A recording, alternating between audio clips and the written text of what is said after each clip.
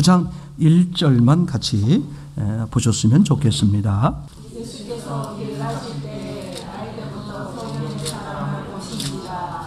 아멘. 요한복음 9장 1절 언제부터? 날 때부터. 근데 제자들의 질문 자체가 이렇다 그랬어요. 누구의 죄입니까? 그럼 전제가 뭐야? 병은 뭐 때문이다? 죄 때문이다. 근데 이렇게밖에 보일 수 없었던 이유가 뭐야? 구약 성경에 보게 되면 죄로 인해서 뭐가 많이 왔어요? 그런 병이 많이 왔단 말이에요. 그러니까 그것 하나님의 의도는 그렇게 하셔서 영적인 걸 말하려고 그러는 건데 사람들은 어떻게 봤다? 눈에 보여지는 그 육적인 걸 기준하니까 죄를 지면 병 걸리는구나. 그러니까 병이 들었다. 그럼 왜 뭐가 문제가 있다? 죄가 있다. 이런 얘기하는 거예요. 얼마 전에도 우리 교단에 있다가 이제 탈퇴하신 분 뭐 이렇게 보면 그분들은 모든 병이 뭐 때문에 온다? 귀신 때문에 온다. 이렇게 감기에 걸려도 귀신 때문이다. 귀신론 막 이렇게 해서 한참 이제 주장하시던 그런 분들도 계셨습니다만 성경 전체를 그죠? 원리적으로 본질이나 뼈대를 못 보면 아무리 훌륭하시고 많은 교회를 이루신 그런 아주 이렇게 존경을 받는 분들이라고 할지라도 얼마든지 어때? 하나님의 말씀과는 다르게 걸을 수 있어요. 제 말 이해됩니까? 아주 중요합니다. 사람들이 얼마나 알아주느냐가 중요한 게 아니라 하나님이 기록된 대로 하시는 거냐 이게 중요합니다. 그렇죠? 아주 이게 신앙에 얼마나 우리에게 중요한지 몰라요. 날 때부터 소경된 사람이 있었는데 이 사람이 누구의 죄 때문입니까? 부모님입니까? 본인입니까? 그때 예수님 하신 말씀이 뭐라고 그랬죠? 그죠? 누구 죄 때문이 아니라 하나님이 하시는 일을 나타내려고 그러는 거다. 그럼 세상의 모든 일들이 마찬가지예요. 그러니까 죄로 인한 대가, 죄로 인한 대가를 치르게 하시지 않으신다. 하나님의 계획은 언제 하는 거예요? 죽은 후에 하는 겁니다. 그렇죠? 살아있는 동안은 뭐 하세요? 죄에 대한 대가를 그죠? 하지 않으세요. 만약에 병이 죄에 대한 대가를 치른다면 그 병 걸려서 병 때문에 문제가 됐다. 그 사람은 어떻게 돼요? 죄는 어떻게 되는 거야 이제? 사라지는 거죠. 왜? 죄에 대한 대가로 뭘 알았으니까? 병을 알았으니까. 감기를 알았다고 생각해 보세요. 그럼 감기가 죄 때문이면 어떻게 돼요?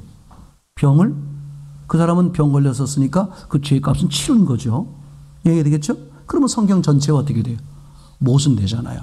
그러니까 이런 생각을 안 하고 하기 때문에 성경을 중간중간 보시고선 강하게 은혜 받고 강하게 경험한 걸 확대해서 이게 마귀가 하는 전략이에요.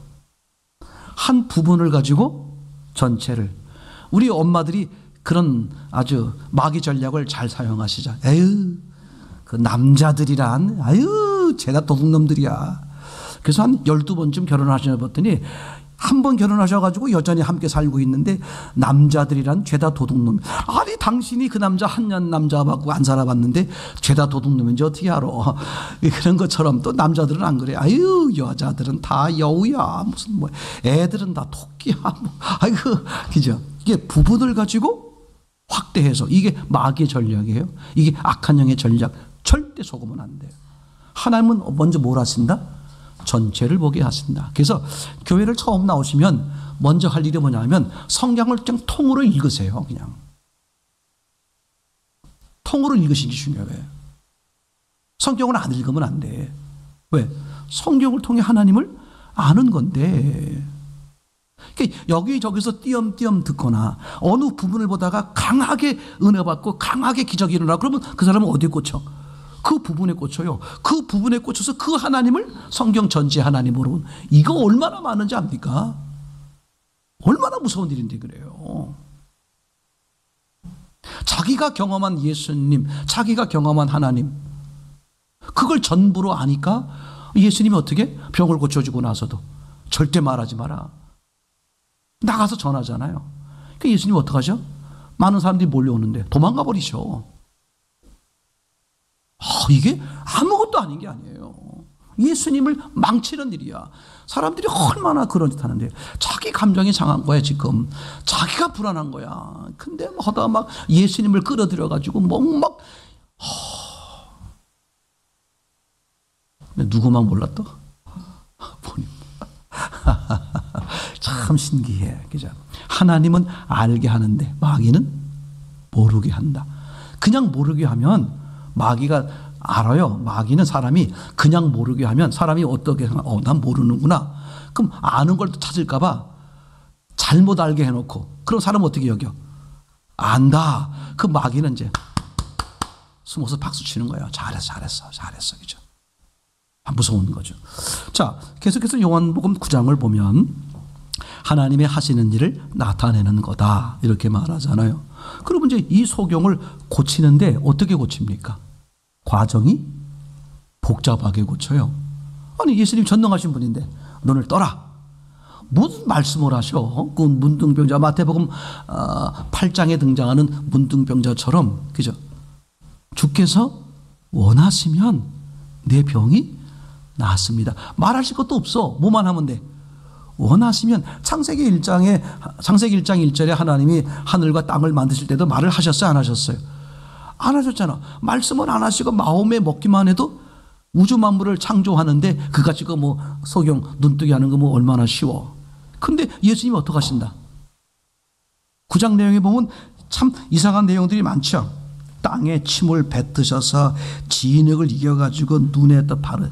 예수님이 조금 모자르셔서 그래 지금. 능력이 조금 모자르니까 어떻게 돼 이래. 땅에 침을 뱉어가지고 개가지고 침으로 개가지고 그죠. 장갑을 끼고 하셨을까 그죠. 그 의료법에 걸릴 것 같아 이거 그죠. 장갑에 끼고 하셨나 해가지고 눈에다가 터닥터닥 붙여가지고 또 어디로 가래. 자 실로암 목에 가서 씻고 오래 그죠. 왜 그 과정을 할까? 중요해요. 그 하나님이 하시는 일을 나타내려고 했으니까 그 과정을 통해서 이 사람이 이제 눈을 뜨죠. 그러면서 예수를 뭐라고 말해요? 선지자다. 그죠? 그러니까 예수님을 결국 하나님을 만나게 되는 과정의 신앙을 표현해 주는 거예요. 처음엔 선지자로 아는 거야. 훌륭하신 분 선생님으로 아는 거야. 병을 고쳐주시는 분. 그렇게 시작했다가 이제 어떻게 돼? 내 영혼을 책임지시고 영혼이 죽은 나를 살리시는 분이었구나.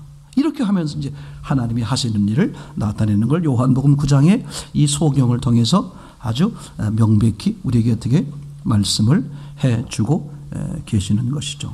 여기가 되겠죠. 1단계 17절 소경되었던 자에게 다시 묻되 그 사람이 내 눈을 뜨게 하였으니 너는 그를 어떠한 사람이라고 하느냐. 눈뜬 소경에게 사람들이 물어본 거야. 야, 너 눈뜨게 했구나. 그럼 너는 그 사람을 어떻게 믿느냐. 예, 선지자입니다. 이렇게 말했어요. 그죠? 35절 38절 보게 되면 38절에 이렇게 되어 있어요. 가로되 주여 내가 믿나이다 하고 절하는지라. 선지자로 여겼던 이 예수님을 이제 어떻게 여기는 거야? 내가 주여 내가 믿나이다 하고 절하나이다. 나의 주인 나의 주님으로 나의 생명으로 나의 하나님으로 받아들입니다. 이런 얘기를 하려고 그러는 거겠죠. 여기 되겠죠. 40절 한번 같이 읽어볼까요? 이제 이 모습을 본 그죠? 성경 박사들인 바리새인. 예, 시작. 바리새인 중에 예수와 함께 있던 자들이 이 말씀을 듣고 가로되 우리도 소경인가. 이 사람들이 이제 알아들은 거야. 아니 우리가 그러면 소경인가. 그 다음 절 보세요. 이제 시작. 예수께서 가라사대 너희가 소경되었다면 죄가 없으려니와 본다고 하니 너희 죄가 그저 있느니라. 이 중요한 거야. 소경은 자기가 뭔지를 알아야 돼. 나 소경이구나. 이게 사는 길이야. 그래서 예수님이 창녀, 세리, 죄인들과 왜 함께 다녔을까? 본인들이 뭘 하는 분들이야? 자기들은 말씀을 어기고 사는 죄인인 것을 아는 사람이야. 그렇죠? 신명기 6장 4절 이스라엘 백성들이 그렇게 아주 상상 못할 정도로 귀하게 여기는 말씀의 시작이야. 이스라엘아 들어라. 그죠? 이스라엘이 뭐야?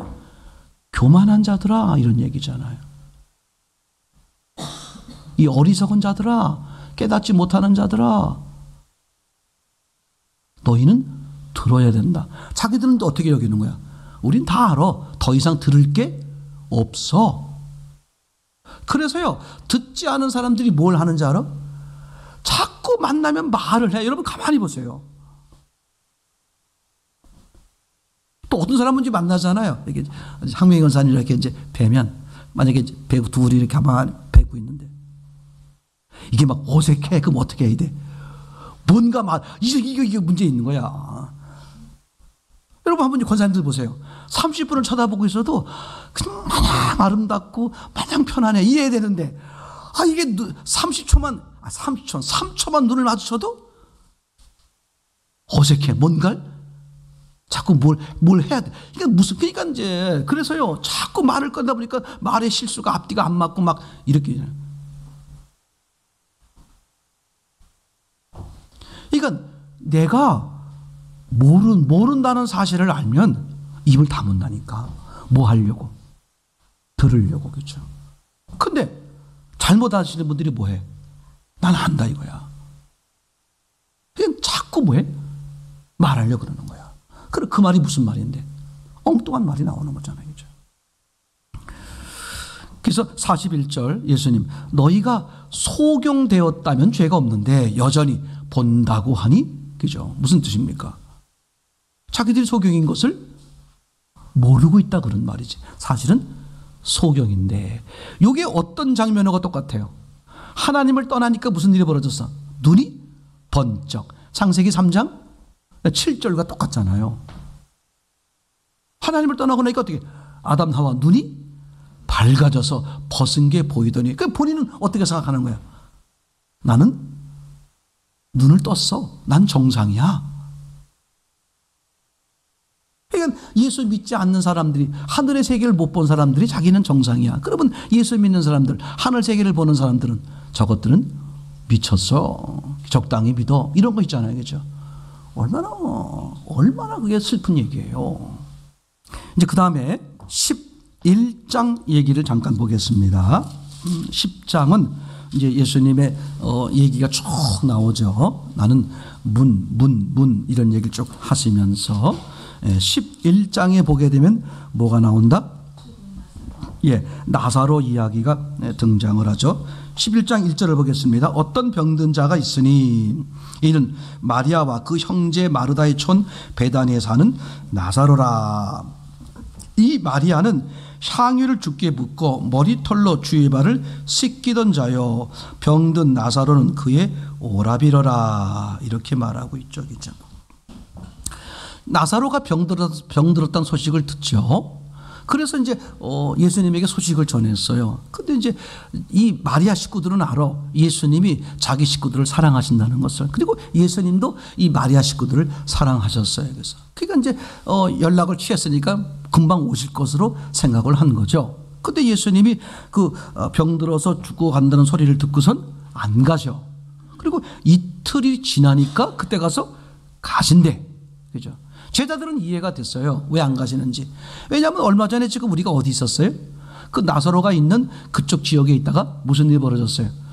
죽임을 당하는 위험에 처해서 지금 이곳으로 와 있는 거거든요. 그러니까 아니 죽임을 당하는 판에 지금 나사로가 병들어서 죽게 생겼더라도 가기가 쉽지가 않은 거지. 그러니까 제자들 짐작에 이게 위험하니까 안 가시는 거구나. 그렇게 이제 생각을 하고 있는데 이틀이 딱 지났는데 예수님이 가재. 아니 왜 갑니까? 나사로가 죽었어. 이건 제자들은 더 어이가 없는 거야. 아니 지금 얼마 전에 우리를 죽이려고 해서 도망온 처지에 있는, 피해온 처지에 있는데, 그래서 안 가는 줄 알았는데 이제 죽었으니 간대. 아니 그러면 어떻게 돼?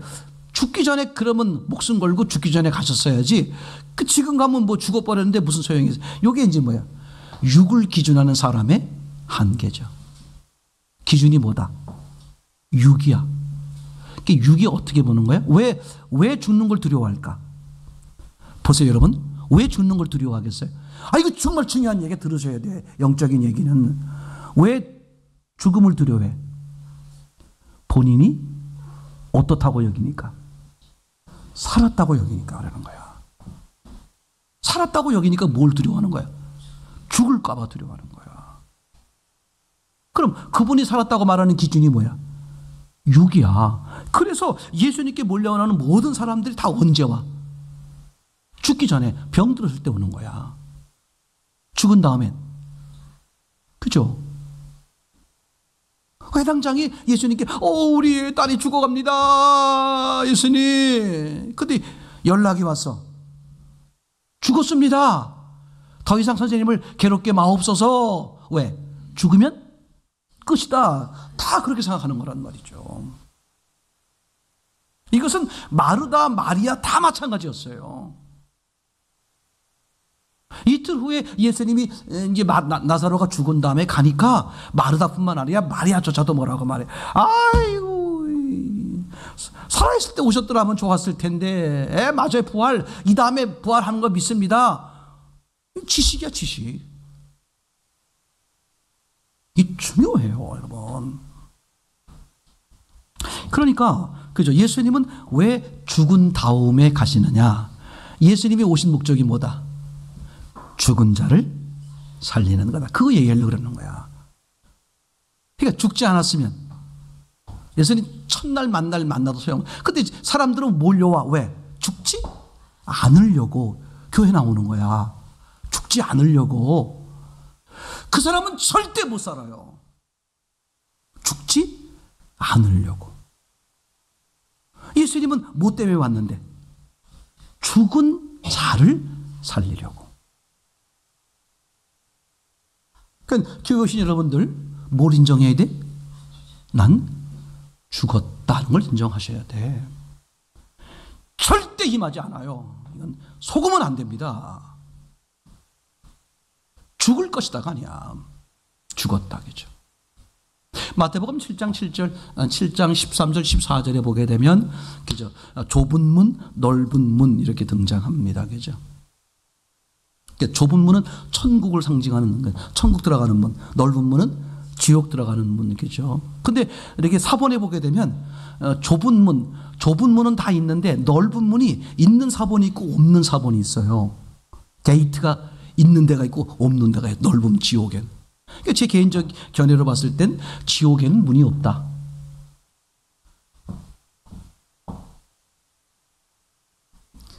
내가 하나님을 떠나면 이미 죽은 거야, 죽은 거.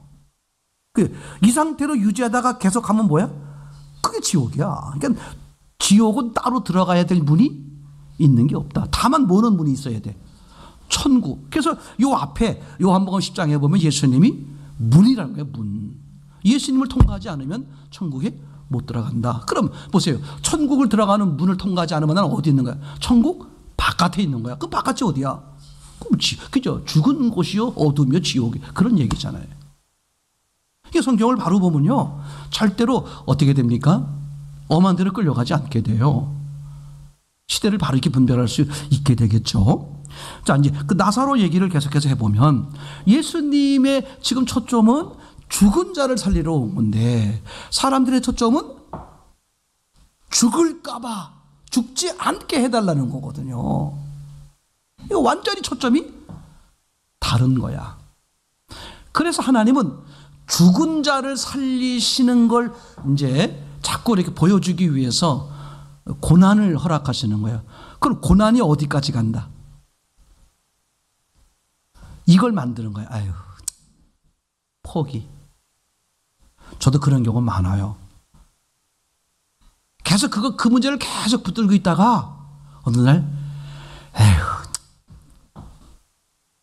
안 돼도 그만, 해도 그만, 아유.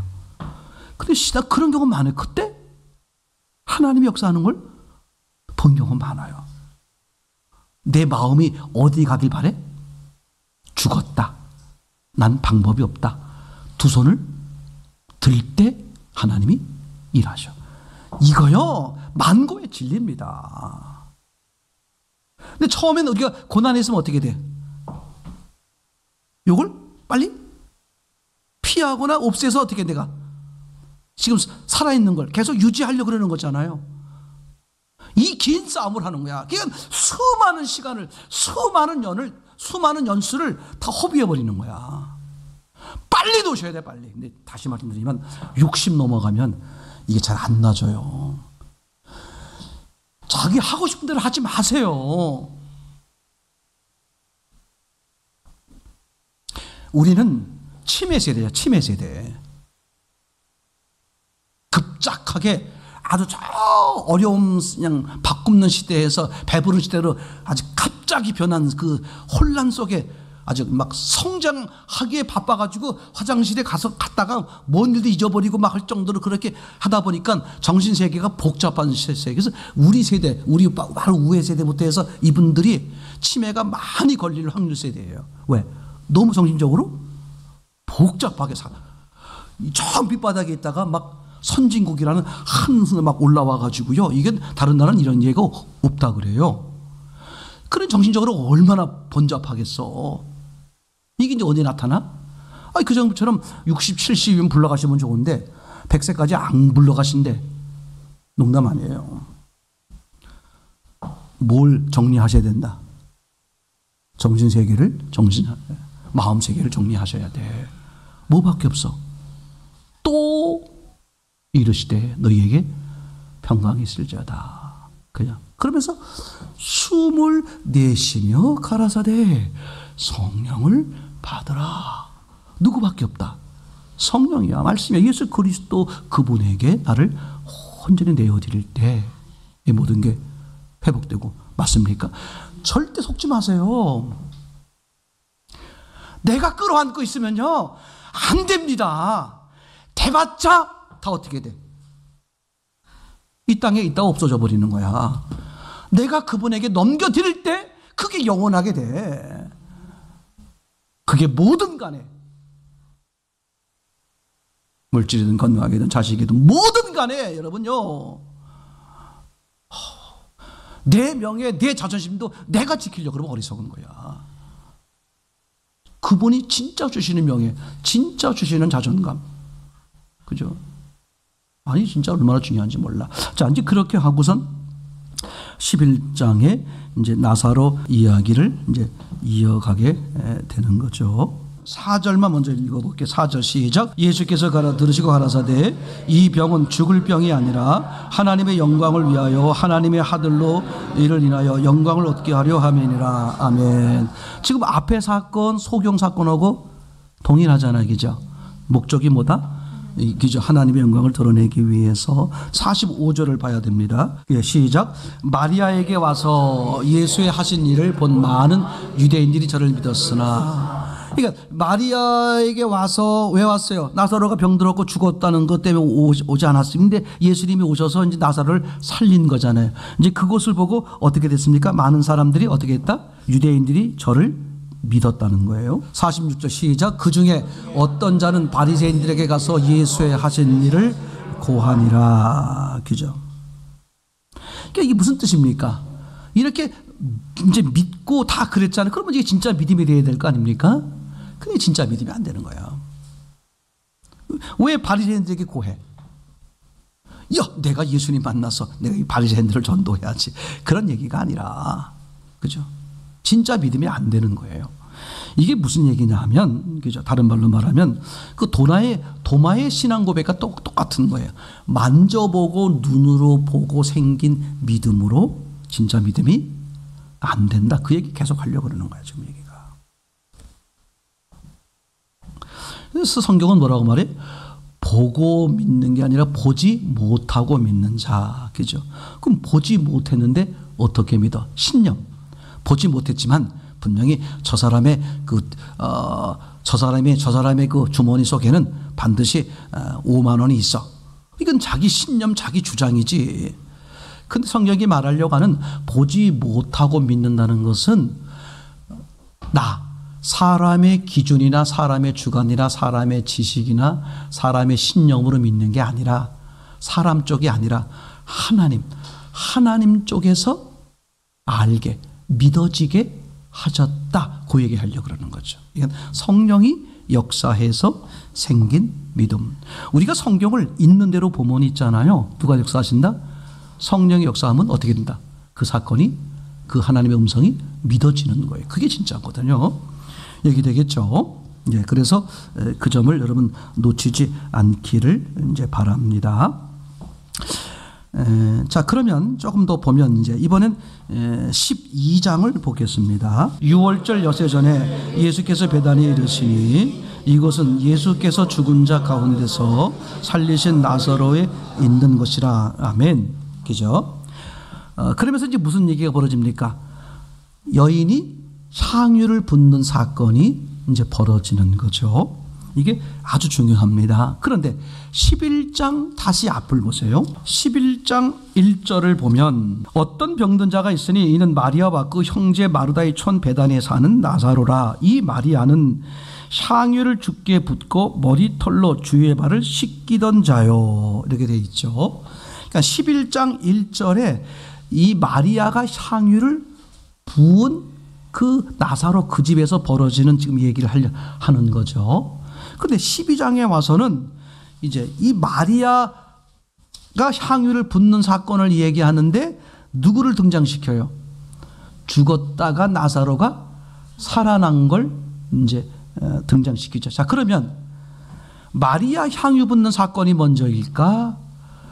나사로가 살아난 사건이 먼저일까? 이제 성경 보는 법입니다. 그래서 이런 걸 말씀을 드리려고 그러는 거예요. 그게 중요하지 않다. 중요하지 않은 거예요. 왜 중요하지 않을까? 우리는 성경에 써 있는 대로 보는 거야. 써 있는 대로. 그래서 실제로 성경 사건을 보면 연대 순으로 기록되어 있지 않습니다. 특히 복음서도 마찬가지예요. 예수님이 역사한 순서대로 기록한 게 아니라 어떤 건 분명히 이게 나중에 한 일인데 먼저 기록되어 있고, 먼저 한 일 같은데 나중에 기록되어 있고, 또는 똑같이 예수님 이야기인데 어느 복음서에는 이 사건이 빠져 있고, 이 복음서에는 이게 들어가 있고, 제 말이 되겠죠? 자, 그러면 지금 보세요. 이 나사로를 살리는 사건은 사복음서에 다 기록되어 있습니까? 아닙니까? 예, 가서 확인해 보세요. 자, 그러면 마리아 향유 붓는 사건은 네 복음서에 다 기록되어 있을까? 아닐까? 예, 네 복음서 다 기록되어 있어요. 네 복음서에 기록되어 있는 사건이 몇 개가 안 된다. 그죠? 예수님의 탄생조차도 네 복음서에 다 기록되어 있지 않아요. 침례 받으신 장면은 네 개 다 기록되어 있죠. 예수님 십자가에 죽으시고 부활하는 거 다 되어 있죠. 오병이어 사건 4번 기록되어 있죠. 그리고 이 마리아 향유 붓는 사건이 4번 다 기록되어 있어요. 이 4번 다 기록되어 있는 것은 아주 중요한 의미를 가지고 있는데 네 복음서에 보면 조금씩 다르게 기록되어 있어요. 특별히 이 마리아 향유 붓는 사건은 너무 다른 거야. 그러다 보니까 사람들 생각에는 향유를 2번 부었구나. 향유 붓는 사건이 몇 번 있었다? 2번 있었다. 4번까지는 아닌 것 같고 하나가 완전히 틀리게 보여. 그래서 이거 2번 정도 있었구나 이렇게 보실 수 있어요. 그렇게 주장하시는 분들 계시고, 저는 어떻게 보는 거냐 하면 한 번이다. 예수님이 복음서에 따라서 말씀하고 싶은 대로 각색을 하신 것이다. 그렇게 보는 게 맞다고 봐야지는 거죠. 이제 잠깐만 좀 여러분 나중에 찾아보셔도 좋고, 마태복음 26장 7절 빨리 보세요. 이걸 이제 왜 보는 게 중요하냐? 아주 중요합니다. 이게 나사로의 죽었다가 살아난 사건과 깊은 연관이 있어서 그러는 거예요. 왜냐하면 마태복음 11장에 나사로 살리는 사건에다가 서두에 뭐라고 써놨어? 마리아가 향유를 부었다. 그럼 마리아 향유를 부은 것과 나사로가 살아난 것 무슨 관계가 있을까? 또 그 다음 장에 마리아 향유 붓는 사건을 말하는데 앞에다 뭐라고 써놨어? 나사로가 살아난 곳이다. 이 뭔가 연관이 있으리길 강조하는 거잖아요. 지금 얘기가. 그죠? 자, 우선 향유 붓는 사건을 보겠습니다. 마태복음 26장 7절. 한 여자가 매우 귀한 향유 한 옥합을 가지고 나와서 식사하는 예수의 머리에 부으니, 저걸 잘 보셔야 됩니다. 다시 한 번만 더 봐주세요. 제가 뭔가를 비교시켜 드리려고 그러는 거예요. 한 여자가 매우 귀한 뭘 가지고 나왔어요? 향유 한 옥합을, 향유가 들은 병을 가지고 나왔다 이런 말입니다. 이번엔 마가복음 14장 3절 예수께서 시작.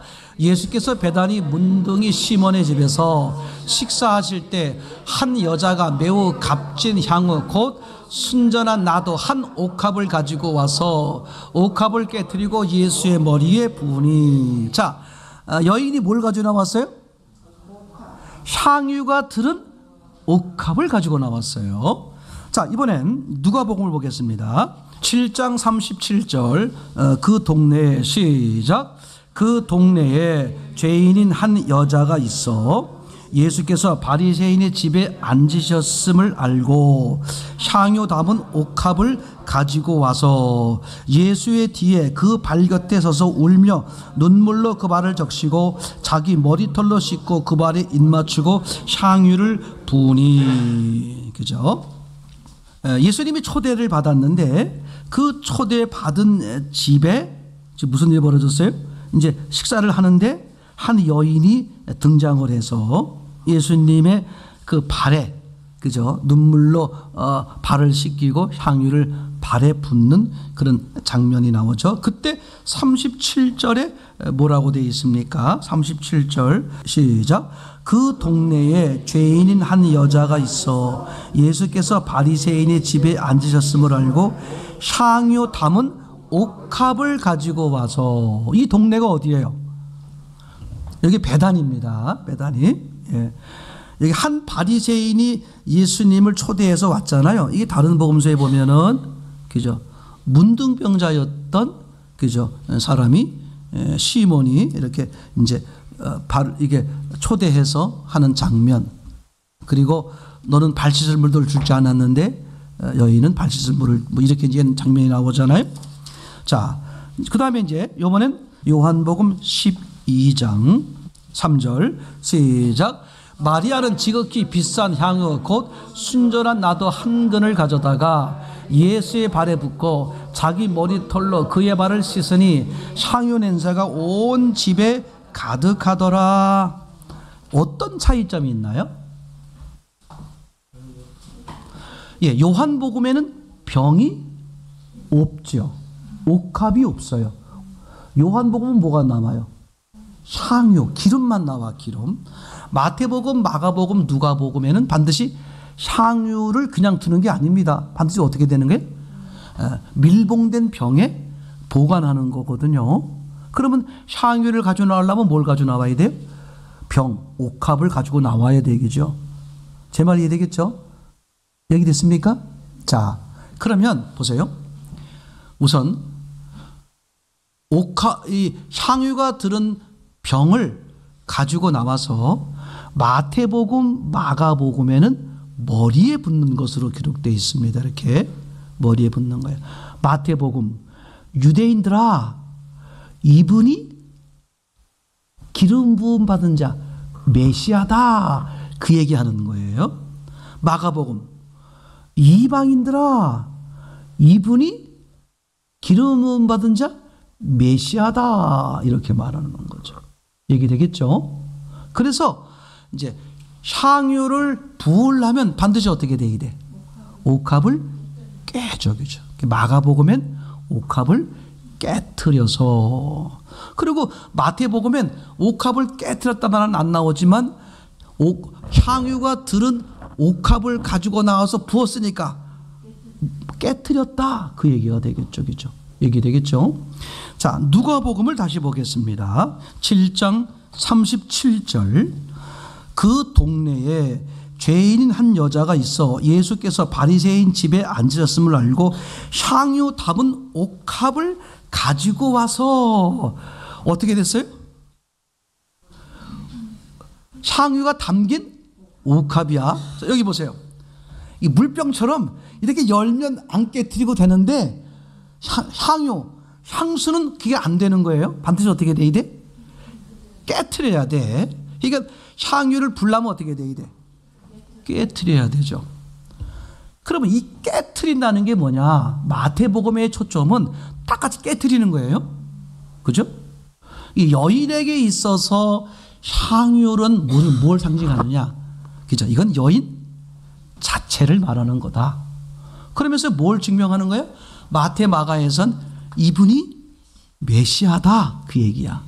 그러면 이제 누가복음에서 이 옥합에 들어있는 향유를 가지고 나왔으니까 예수님께 부으려면 어떻게 돼야 돼요? 깨트리는 장면이 없단 말이야. 그러면 깨트린다는 게 뭐냐?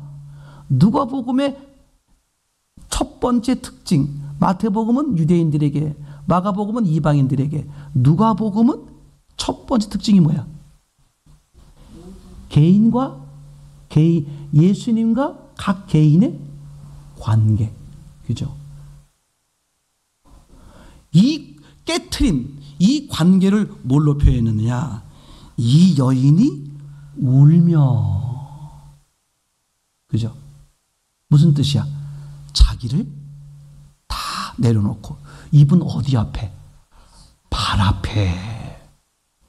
그러니까 머리에 부은 예수님을 통해 메시아 되시는 예수님께 나는 그의 발에 눈물로 엎드린다. 나의 주인으로 받아들인다. 이게 누가복음의 관계의 첫 번째 특징이죠. 아주 놀라운 거예요. 그러니까 옥합을 깨트리는 걸 뭘로 표현했어요? 예수님 앞에 눈물로. 그죠? 그리고 이분을 나의 주인으로 받아들인다는 걸 뭘로 표현했어? 발 앞에 엎드리는 거예요. 우리가 발이라는 의미는 알잖아요. 그분 발 앞에 엎드리면 저분은 뭐다? 나의 주인이다. 그래서 마리아가 그죠? 주의 발 앞에 앉아 그의 말씀을 듣더니 얘기죠. 그러면 이제 보세요. 다윗이 하나님 앞에 여쭌다는 뜻은 무슨 뜻이 되는 거야? 저분은 나의 주인입니다. 주인이 말씀하는 대로 발 앞에 엎드린 의미를 갖는 거죠. 그러니까 반드시 어떻게 돼야 돼? 예수님이 나와도 그냥 나오면 안 돼. 나와서 뭐 해야 돼? 옥합을 자기를 반드시 부인해야 돼요. 자기를 그대로 가지고 있으면서 난 더 살고 싶어요. 이거 해결해 주세요. 백날 천날 그래 보세요. 예수님하고는 아무 상관없어요.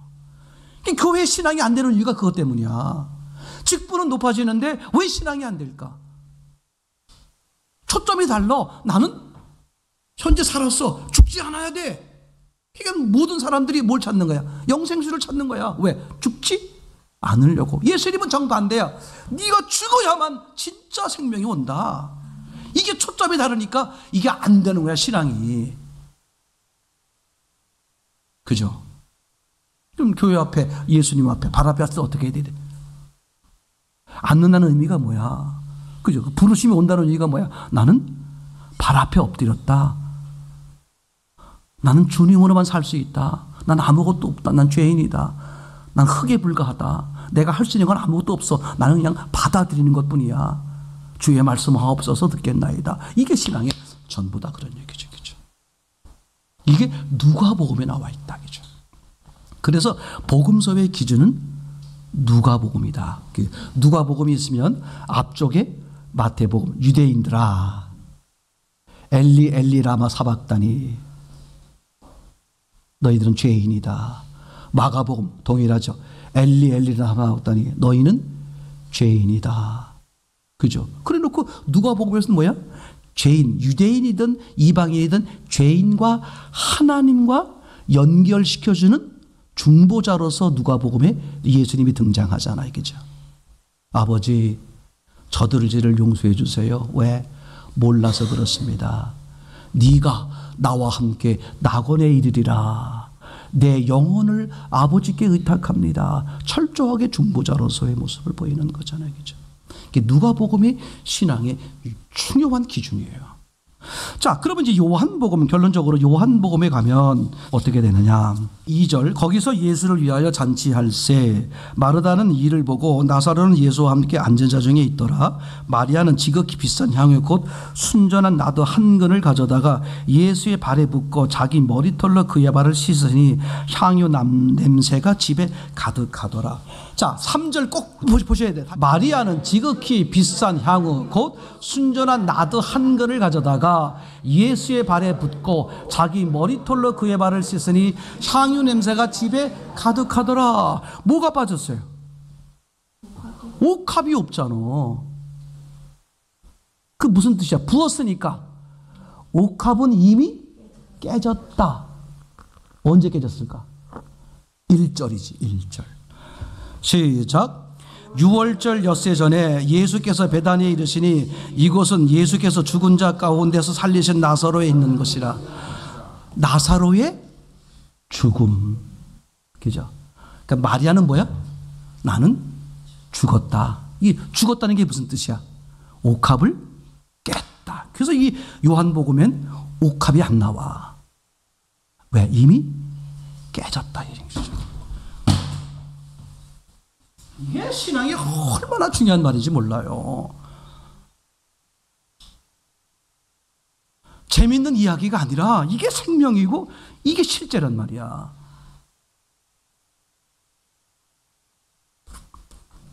그죠? 그러니까 요한복음에서 어디에 붙는 거야? 발에 붙는 거야. 누가복음에 발에 붙잖아요. 예수님은 나의 왕, 나의 주, 나의 하나님. 그리고 이제 요한복음은 넘어왔어. 그 요한복음은 뭐야? 마리아 입장에서 보면 이미 구원을 받은 거잖아. 근데 구원받은 사람이 어떻게 사는 거다? 발을 씻기는 거야. 발에 향유를 붓는 거야. 무슨 뜻이다? 주님 따라 사는 거야. 오늘 오전에 한 말씀이 그거잖아요. 말씀을 잊어버리면 다시 어떻게? 세상으로 가는 거야. 왜 섬기지 않느냐? 그죠? 그러니까 내 마음에서 내 중심에 뭘 놓치면 안 돼?